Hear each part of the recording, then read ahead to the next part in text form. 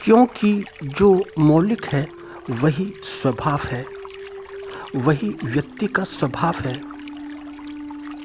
बात ज़रा गहरी है तो थोड़ा सा समझते हैं कि जैसे कि महात्मा बुद्ध, तो उन्होंने ट्रेडिशंस का बड़ा बड़ा अपोज किया, तो परंपराओं का बड़ा विरोध किया, तो परंपरागत धर्म का विरोध। और क्योंकि उन्होंने विरोध किया, और विरोध क्यों किया? विरोध का मुख्यतः एक ही कारण था, क्योंकि वहाँ पर उन्हें मौलिकता का अनुभव नहीं हुआ। ऐसा नहीं कि वे ऐसे लोगों के बीच नहीं रहे, खूब टाइम निकाला, खूब समय बिताया और सीखा भी बहुत कुछ सीखा। व्रत, उपवास, सब जो वे करते थे। मगर आश्चर्य होता है यह देखकर कि उन्हें एक भी ऐसा व्यक्ति नहीं मिला कि जो उन्हें ठीक मगर उन्होंने अपनी मौलिकता नहीं छोड़ी। फिर जब उन्होंने देखा कि यहाँ से प्राप्ति तो कुछ है ही नहीं, यहाँ तो सब आवरण ही आवरण है, वस्त्र ही वस्त्र है, तो फिर सिद्धार्थ ही रहे, सिद्धार्थ ही बने रहे। मगर सिद्धार्थ बड़ा महत्वपूर्ण है, बुद्ध से भी अधिक महत्वपूर्ण, क्योंकि सिद्धार्थ ने वस्त्र देख लिए कि वस्त्रों के भीतर कोई मौलिकता नहीं है, वहाँ सिर्फ कर्म कांड हैं। वस्त्र तो हैं मगर भीतर स्वभाव नहीं है, रूढ़ियाँ हैं, रूढ़िवादिता है। क्योंकि वस्त्र तो उसी व्यक्ति पर अच्छे लगते हैं कि जो जीवित तो हो, जीवंता जिसका धर्म हो। और फिर वस्त्र अगर मृत व्यक्ति के हों तो उनका क्या मूल्य है? पहले मृतक को वस्त्र पहनाओ, फिर ऊपर डालो बहुत वस्त्र, फिर वही वस्त्र तो फिर उनका दान करो। तो बुद्ध ने अपनी मौलिकता नहीं छोड़ी, इसीलिए बुद्ध ने विरोध किया। इसके अतिरिक्त और कोई भी रीज़न नहीं है कि बुद्ध ने विरोध किया हो।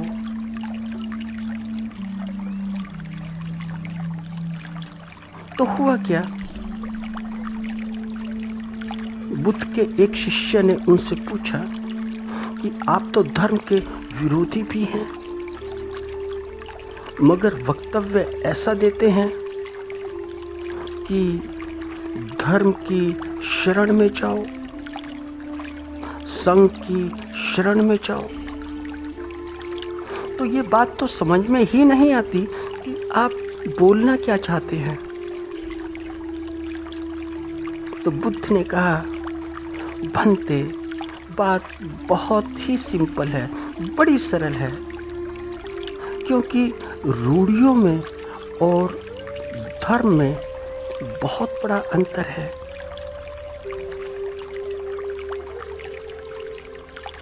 इस बात को तुम ऐसे समझो कि जैसे कि कोई व्यक्ति या फिर कोई समाज रूढ़ियों को ही धर्म समझने लगे, रूढ़ियों को ही धर्म मानने लगे, तो फिर क्या किया जा सकता है? और फिर वह जीवन भर और लाइफ आजीवन यह देख ही ना सके कि रूढ़ी धर्म नहीं है, तो फिर जीवन की हानि ही हानि हो सकती है। और होगा क्या, होती ही है। जीवन की हानि तो होती ही होती है, संसार की भी हानि होती है, पूरी दुनिया की हानि होती है। लाभ कुछ नहीं होता, इससे भला क्या लाभ हो सकता है।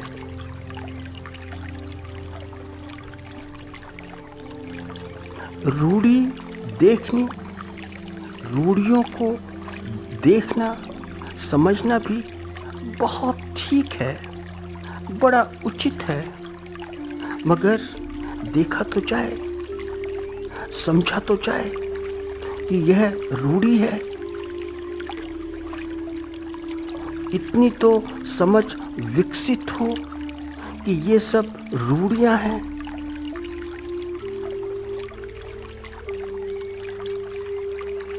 इतना तो विकास हो कि हम इतना समझ पाएं कि रूढ़ियों का धर्म से दूर दूर तक कोई संबंध नहीं है, तो बात ठीक है बुद्ध की, बिल्कुल ठीक। मगर हमारी सोच है, हमारी सोच भी क्या सोच है, कैसी सोच है। तो बहुत बार तो बहुत बात तो ऐसी है कि सोच पर ही सोचना पड़ता है कि हमारी सोच की क्या दीनहीन अवस्था है, कैसी अवस्था है हमारी सोच की। जैसे कि तुम लोग, ऐसा हुआ कि भारत में बाहर के बहुत लोग आए, बाहर के लोग आए भारत को लूटने। तो लूटने के लिए ठीक जगह थी क्या, कि जहाँ पर भारत की आस्था थी।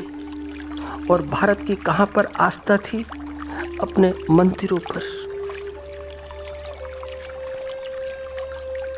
इतनी आस्था थी कि जो कुछ होता था मंदिरों में होता था, सब कुछ।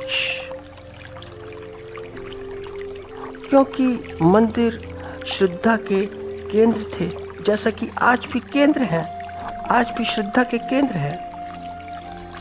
मगर मंदिरों की रक्षा तक नहीं की गई, कोई रक्षक नहीं मिला, कोई सुरक्षा व्यवस्था नहीं मंदिरों की। क्योंकि उस समय ऐसी धारणा थी कि मंदिर का कोई भी व्यक्ति, कोई भी आदमी कुछ बिगाड़ नहीं सकता है। बिगाड़ क्यों नहीं सकता है? बिगाड़ इसलिए नहीं सकता है कि भगवान का मंदिर, तो कोई भगवान के मंदिर का क्या बिगाड़ लेगा? भगवान का घर, और कोई बिगाड़ेगा तो भगवान प्रकट हो जाएंगे।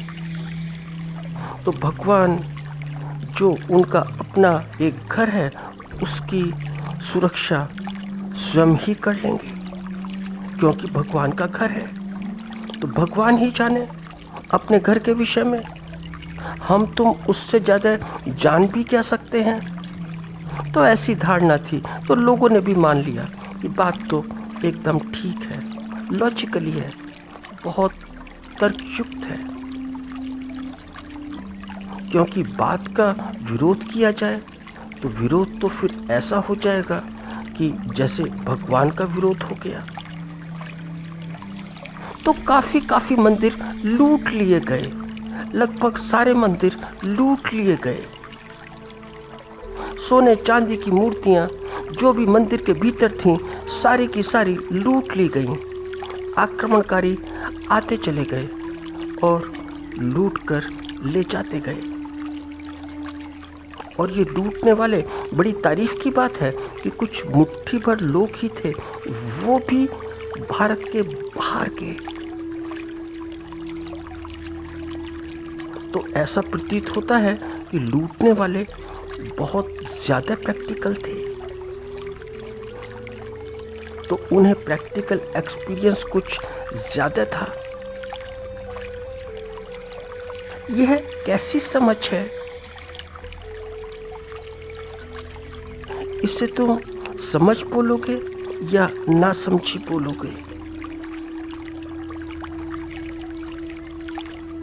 यह कहाँ की बुद्धिमानी है? इसे बुद्धिमानी बोलोगे या मूर्खता बोलोगे? क्या बोलोगे?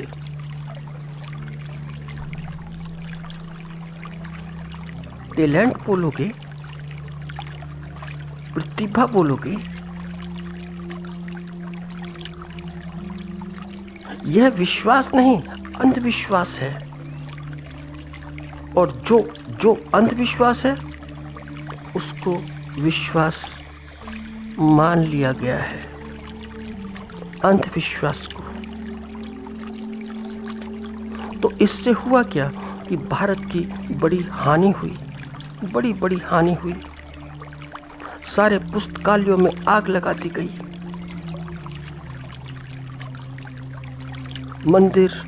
मंदिर नहीं रहे। तो चाहे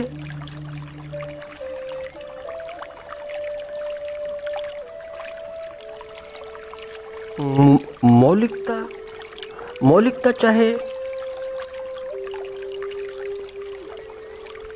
चाहे अनुरूप हो या विपरीत हो, जैसी भी हो, लेकिन मौलिकता होनी चाहिए।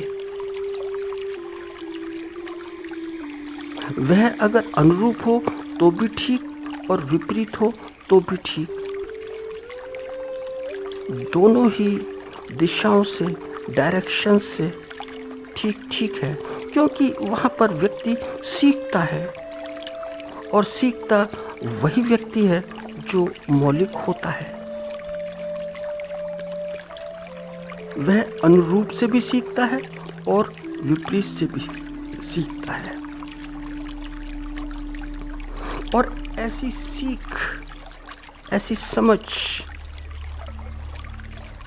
इससे ही जीवन विकसित होता है। यही जीवन का विकास है। तो मेरी दृष्टि से कोई भी व्यक्ति हो, उसे अपनी मौलिकता नहीं छोड़नी चाहिए और किसी भी सूरत में नहीं छोड़नी चाहिए।